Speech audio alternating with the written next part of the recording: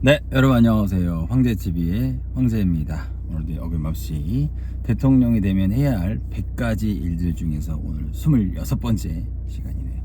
오늘의 주제는 시장 안전법이라는 거에 대해서 이야기를 해보도록 하겠습니다.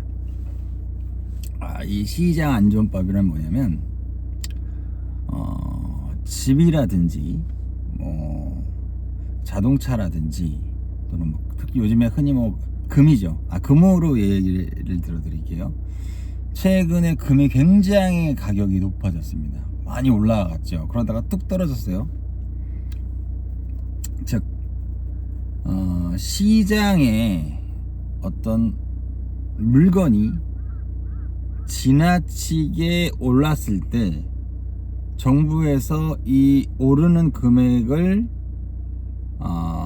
컨트롤하기 위해서 금이라면 금을 투입해 주는 거예요. 그래서 그 금 가격을 안정화시키는 거지.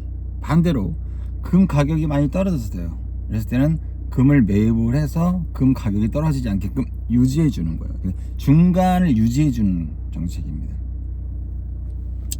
집도 마찬가지겠죠. 집이 만약에 막 미친 듯이 올라가요. 그러면 집을 공급해 주고, 반대로 집이 떨어져.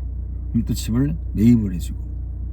그러니까 정부가 시장에 개입을 많이 해서는 안 됩니다. 하지만 최소한의 개입을 함으로 인해서 시장이 안정화될 수 있게끔 만들어주는 게 바로 시장 안전법이에요. 우리나라 같은 경우에는 그 동산이라고 그러죠. 부동산이라고 하는데 집, 땅, 사람들이 돈을 많이 벌어서 부동산에 투자를 합니다. 투자라보다는 투기를 하죠. 투기를. 그래서 땅을 많이 산다든지 뭐 집을 많이 산다든지 뭐 아파트를 많이 산다든지 이런 식으로 해서 가격이 오르는 거죠. 가격이 오르는 거지. 그렇지. 그래서 그거를 막기 위한 시장에 최소한으로 개입을 해서 시장의 안정성을 확보해 주는 겁니다. 그리고 제가 전 영상에서 말씀드렸던 것처럼 이제 우리나라에는 권리금이라는 걸 없애야 돼요. 권리금이라는 걸 없애고, 그리고 또 전세를 없애야 됩니다. 권리금하고 전세라는 개념을 없애야 돼요. 그리고 월세라는 개념으로, 모든 것을 다 월세라는 개념으로 가야 됩니다. 그리고 집을 소유하는 개념으로. 그리고 어차피 집을 소유하더라도 이 관리비라는 게 있어요. 여러분들 웬만한 뭐 작은 집 같은 경우에는 관리비가 뭐 한 5만원 10만원 나오겠지만, 큰 집은 관리비가 몇백만 원이 나오는 데도 있습니다. 결과적으로 그 관리비가 월세랑 똑같은 거예요. 월세 개념인 거예요. 그래서 월세를 살다가 집을 살 수 있게끔, 어차피 뭐 사도 어차피 그 관리비로 나가는 금액은 똑같으니까. 이 좋은 점은 뭐냐면 돈을 물리지 않는다는 거예요. 요즘에 전세 사기 많잖아요. 근데 이 전세 사기는 어떻게 보면 전세 사기가 있을 수밖에 없는 게, 내가 만약에 집을 들어갔어요. 아마 1억짜리를 들어갔으면 그 집 주인이 그 1억을 그냥 통장에 놓는 게 아니거든. 그걸 씁니다. 최초에 그 금액을 써요. 딴 데다가 막 써. 그리고 난 다음에 다른 세입자가 또 1억을 했을 때 이걸 바꾸는 거야. 그리고 시간이 지나면 그때는 이제 1억 5천을 받겠지. 5천만 원을 띄어먹는 거거든. 응? 근데 문제는 뭐냐면, 이 집 주인들이 갑자기 파산한다거나 기타등 이러게 되면은 이 돈이 날아가 버려요. 그러면 세입자는 하루아침에 보증금 1억을 날리는 거예요. 또 이거 교묘하게 상습적으로 사기를 쳐먹는 것들이 있어요. 제가 늘 그랬잖아요. 어디 가나 쓰레기들은 존재한다고. 그렇기 때문에 이런 거를 아예 없애버리는 거예요. 전세라는 개념을 아예 없애버리는 거예요. 그래서 월세 개념하고 집을 소유하는 개념으로 그렇게 가는 거죠. 그러니까 월세를 많이 살다가 이제 집을 사는 걸로. 그리고 제가 그 전에 영상 했던 것처럼 지원을 해주면 되는 거고. 그리고 이제 월세를 사는데 만약에 내가 월세가 뭐 한 달에 한 50이다 그러면 그 50만 원의 월세에 한 20% 정도는 국가에서 대신 해주는 거예요. 국가에서 대신 내주는 거예요. 그럼 40만 원만 내면 되는 거지. 그렇지.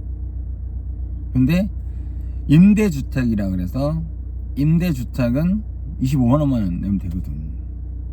그러면 어디로 가겠냐고. 월세 자체를 사지를 않겠죠. 결혼을 해서 아이를 가지면 월 25만 원이면 내가 30평짜리 집에서 살 수 있는데, 그러면 자연적으로 사람들은 결혼을 할 거고, 또 국가에서 아이들을 10일 정도 24시간 맡아준단 말이야. 그럼 아이를 낳을 거고, 그럼 인구 문제는 자연적으로 해결되는 거예요. 그리고 어차피 우리는 시장 경제이기 때문에 그 시장 경제 자체를 아예 무시할 수는 없습니다. 왜? 기본을 건드릴 수는 없지만 국가가 최소한으로 시장에 개입을 함으로 인해서 조율은 해줄 수 있거든. 근데 국가가 너무 많은 걸 개입하면 안 되지. 적당히 아주 소수의 개입을 통해서 시장을 안정화시키는 게 가장 중요해. 자유 경쟁을 시키는 게 가장 중요하거든. 근데 그중에 걔중에 좀 지나친 애들은 약간 톡톡톡 쳐주는 거야. 톡톡 쳐주는 거야. 우리가 뭐라 그럴까, 운전을 할 때 직진으로 가야 되는데 옆으로 딱 비스면 살짝 이렇게 톡 치잖아요. 그럼 다시 원 위치로 가는 것처럼 이렇게 톡톡 쳐주는 거예요. 톡톡 쳐주는 시장 안정법을 만드는 겁니다. 그래서 대한민국 국민 여러분들이 잘 살 수 있게 하는 게 가장 중요하고, 요즘 현 정부가 뭐 서민 뭐 빚 및 뭐 지원 정책이라고 해서 빚 막 95% 이거 제가 봤을 때는 100% 사기거든요, 여러분들. 여러분들 지금 그 현혹되지 말고 여러분들의 목소리를 내세요. 이거 분명 장난질이에요, 여러분들. 여러분들 그런 거에 너무 현혹되지 마시고, 언제나 우리나라는 대한민국 국민이 지켰던 것 같아요. 역사적으로 쭉 하다 보면. 또 그 중에 우리나라는 좀 이 지도자에 대한 복이 좀 없는 나라라 대부분 좀 지도자들이 10명에서 한 8명은 괜찮고 한 2명은 좀 상태가 안 좋아야 되거든. 근데 우리나라는 반대야. 지도자가 8명이 상태가 안 좋고 2명이 괜찮아.